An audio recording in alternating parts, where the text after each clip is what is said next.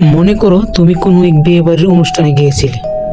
বিয়ে বাড়ির কাজ শেষ করতে করতে অনেক রাত হয়ে গেছে, যার কারণে তুমি কোনো গাড়ি পাচ্ছ না। তাই তুমি ভাবলে হেঁটে হেঁটেই বাড়িতে চলে যাবে। আর সেই কারণেই তুমি গ্রামের একটি শর্টকাট বেছে নিলে। আর সেই গ্রামের শর্টকাট রাস্তাতেই ছিল একটি পুরনো কবরস্থান। তারপর তোমার সাথে যা কিছু ঘটে, গা শিউরি দেওয়ার মতো। হ্যালো, আমি আছি মৌসিন। আজকে এরকম একটি ভয়ঙ্কর গল্প নিয়ে আপনাদের মাঝে হৃদয় শুধু তোমার জন্য প্রেজেন্টস এই গল্পটি উপস্থাপন করবে। মনোযোগ দিয়ে শুনতে থাকুন, নয়তো তোমার সাথেও করতে পারে মন কিছু। হা হা হা হা হা।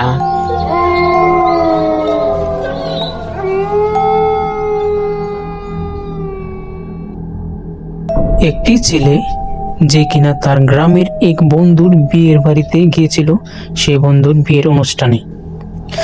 তো আর 5টি অনুষ্ঠানের মতো ওইখানেও বিয়ের অনুষ্ঠান শেষ করতে করতে প্রায় রাত 1টা বা 2টো এরকম একটা বেজে গেছে। তো সেই বন্ধু বিয়ে বাড়িতে তো আপনারা সবাই জানেন কম বেশি অনেক লোক থাকে, মানে শোয়ার তেমন একটা ভালো ব্যবস্থা থাকে না। তো সে ভাবলো যেহেতু তার বাড়ির পাশের গ্রামে, ভাবলো সে চলে যাবে রাতেই। তো সে রাস্তায় এসে দেখলো এত রাত হয়ে যাওয়ার কারণে কোনো গাড়ি পাচ্ছে না। তো ওই গ্রাম থেকে তার গ্রামে যাওয়ার জন্য একটি শর্টকাট ভিতর দিয়ে গ্রামের রাস্তা আছে। তো সে ভাবলো কেননা সে সেই শর্টকাট রাস্তাটি দিয়ে হেঁটে চলে যাক। তারপর যেই ভাবা সেই কাজ, সে পুরনো ওই রাস্তাটি দিয়ে শর্টকাট হেঁটে চলে যাচ্ছিল বাড়িতে। তার হাতে তেমন কিছু ছিল না, একটি ফোন, কারণ আজকালকার ছেলে মেয়ে তো আর ভারী লাইট আগের মতো ফোন করে না। আগের মুরব্বীদের দেখতাম কোথাও গেলে ভারী লাইটগুলো হাতে নিয়ে নিয়ে তারপর যেত। তো সেই যেহেতু এই জেনারেশনের ছেলে, তাই নর্মালি তার হাতে একটা ফোন থাকবে, আর কিছুই থাকবে না। তো সে সেই ফোনটা নিয়ে ফোনে টর্চ মেরে আস্তে আস্তে হেঁটে যাচ্ছিল। কিন্তু ওই গ্রামের পাশেই ছিল একটি পুরনো কবরস্থান, যার পাশ দিয়ে এই শর্টকাট রাস্তাটি বয়ে গেছে। তারপর সে যখন এই কবরস্থানের পাশ দিয়ে যাচ্ছিল, হঠাৎ করে সে দেখলো তার সামনে দিয়ে কোনো এক সাদা কাপড় পরা ব্যক্তি খুব দ্রুত অনেক জোরে জোরে হাঁটছে। তো সে ভাবলো কেননা একজন লোক পাওয়া গেল, তার সাথে যাওয়া যাক। তো সেই তাকে ডাক দিল, এই যে ভাইয়া, শুনতে পাচ্ছেন? এই যে ভাইয়া, শুনতে পাচ্ছেন? আমি আপনাকেই বলছি। আপনি কি বিয়ে বাড়ি থেকে আপনার বাড়িতে যাচ্ছেন? কিন্তু ওখান থেকে কোনো সারা শব্দ আসছে না। সে বলে, আরে ভাইয়া, আমি আপনাকেই বলছি, আপনি কি আমাকে শুনতে পাচ্ছেন না? লোকটি তখন দাঁড়িয়ে গেল। তারপর সে ওখান থেকে চেঁচিয়ে চেঁচিয়ে বলছে, আপনি কি নিশ্চয়ই ওই বিয়ে বাড়ি থেকে আসছেন, আপনার গ্রামে যাবেন, তাই আমার মতো শর্টকাট বেছে নিয়েছেন? আমিও এরকম আপনার মতোই গ্রামে যাব, কিন্তু গাড়ি পাচ্ছি না, সেজন্য এই শর্টকাটটা বেছে নিয়েছি। কিন্তু ওখান থেকে কোনো উত্তর আসছে না। তারপর সে ভাবলো, আরে লোকটা তো ভারী অদ্ভুত, কোনো উত্তর দিচ্ছে না কথার, আবার হাঁটা শুরু করলো। তো সেও তার পিছনে পিছনে হাঁটতে হাঁটতে কিছুক্ষণ পর লোকটা অন্ধকারে ভুলিয়ে গেল, তাকে আর খুঁজে পাওয়া যাচ্ছে না। লোকটা বলল, আরে লোকটা তো বেশ অদ্ভুত, ডাকলাম শুনলো না, তা আবার কোথাও যেন হারিয়ে গেল। তো সেই যখন এই জেনারেশনের ছেলে, তো নিশ্চয়ই তার ভিতরে মানে ভূত প্রেত আত্মা এগুলো একটু মানে কম কাজ করবে, কারণ এই যুগের অনেক ছেলেরাই এরকম ভূত প্রেত আত্মা মানে এগুলাতে তেমন বিশ্বাস করে না। আগের মানুষের মুখ থেকে এগুলা বেশিরভাগ সময় শোনা যায়, আমরাও এগুলা বিশ্বাস করতাম না। কিন্তু এই গল্পটা শোনার পর আমার আর অবিশ্বাস করার বাকি থাকলো না। তারপর সেই ছেলেটি আবার হাঁটছে, আর তখন ছিল শীতকাল। শীতকালে কিন্তু আমরা জানি শেষ রাতের দিকে একটু ভারী কুয়াশা এরকম থাকে, যার কারণে অনেক দূর পর্যন্ত নর্মালি দেখা যায় না। মোবাইলের লাইট বা যে কোনো ধরনের লাইট আমরা জ্বালালেও কিন্তু শীতকালে অনেক দূর পর্যন্ত দেখা যায় না। তারপর আমরা দেখি, তারপর সে দেখলো যে তার সামনে আবার মানে ওই ব্যক্তিটাকে দেখা যাচ্ছে যে কিনা আবার হাঁটছে। তো সেই লোকটি ভাবলো, আরে আমি হয়তো বা কুয়াশার কারণে তাকে দেখতে পারিনি, সে হয়তো একটু বেশি দূরে চলে গিয়েছিল। তো তাকে আবার দেখছে, তাকে আবার ডাকছে যে ভাইয়া একটু দাঁড়ান, আমরা কেন একসাথে যাই, আপনি আমার কথা কেন শুনছেন না, এরকম ভাবে নর্মালি সে ডাকছে। কিন্তু ওপাশ থেকে লোকটা কোনো কথা বলছে না, সে তার গতিতে হাঁটতেই আছে, হাঁটতেই আছে।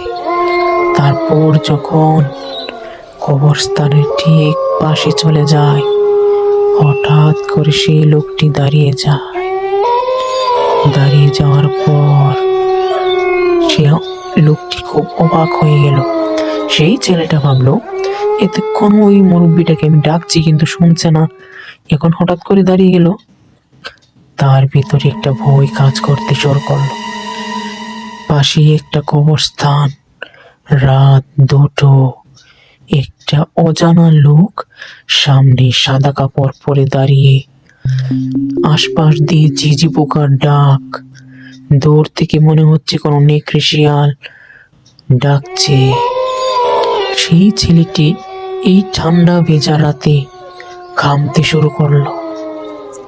সে তারপর ভয় না পেয়ে গুটি গুটি পায়ে সামনে হাঁটতে লাগলো।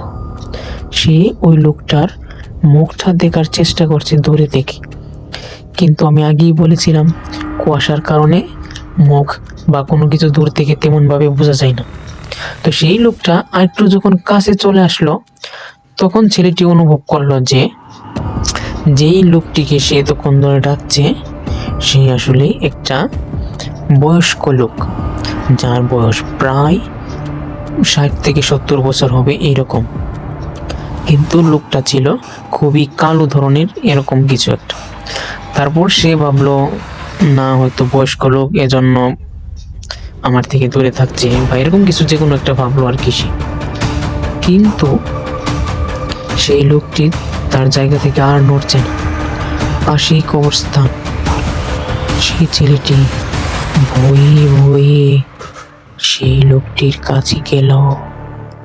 তার কাছে যাওয়ার পর যখন তার কাঁধে হাত লাগলো, অমনি সেই বৃদ্ধ লোকটি তার দিকে ফিরে তাকালো।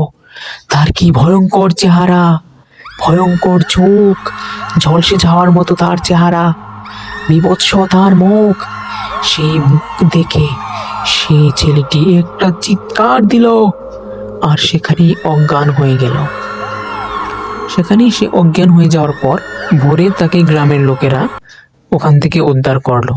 গ্রামের এই পাশ দিয়ে ভোরে অনেকেই নানান কাজে যায়, বিশেষ করে শর্টকাট রাস্তা দিয়ে ব্যবসায়ীরা তাদের সকালের যে বাজার আছে ওখানে যায়।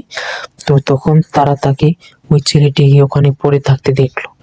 তারপর তাকে বাড়িতে নিয়ে গিয়ে তার জ্ঞান ফেরালো। তারপর সে ছেলেটি সব কিছু তাদের কাছে খুলে বলল। তো বন্ধুরা, এই ছিল আজকে আমার গল্প। কেমন লাগলো অবশ্যই কমেন্ট করে জানাবেন। আর আপনার কাছে যদি এরকম হরর কোনো স্টোরি বা গল্প থেকে থাকে তাহলে অবশ্যই আপনি আমার হোয়াটসঅ্যাপ নাম্বারে আমার সাথে যোগাযোগ করবেন। ধন্যবাদ।